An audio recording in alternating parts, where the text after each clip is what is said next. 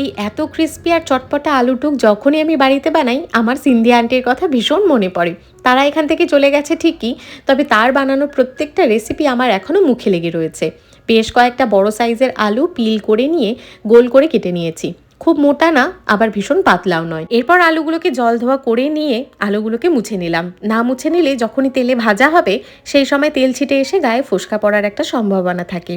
কড়াইতে রিফাইন তেল গরম করে অল্প কিছু আলু ছেড়ে দিয়ে 80% মতন এটাকে ভেজে নিয়েছি।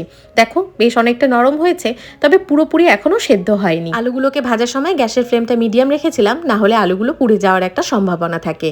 এরপর আলুগুলোকে একটা বাটির পেছন অংশ দিয়ে সামান্য থেতো করে নিলাম। আলুগুলো দেখতে গোল গোলই থাকবে, তবে চারপাশটা একটু ভেঙে মতন যাবে।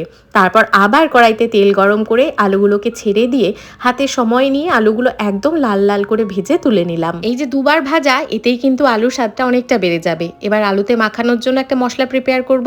তার জন্য কয়েকটা কাঁচা লঙ্কা, লেবু, নুন, শুকনো লঙ্কার গুঁড়ো, ধনে গুঁড়ো, চাট মশলা নিয়েছি। ভেজে রাখা আলুগুলো একটা বড় পাত্রে নিয়ে লঙ্কা, লেবু সব মশলাগুলো একে একে দিয়ে ভালো করে মিক্স করে নিচ্ছি। আমাদের বাঙালিদের গোল গোল আলু ভাজার তুলনা হয় না, তবে যদি কেউ অন্যরকম কিছু খেতে চাও তাহলে একবার এটা ট্রাই করে দেখতে পারো, ভীষণ ভালো লাগবে খেতে।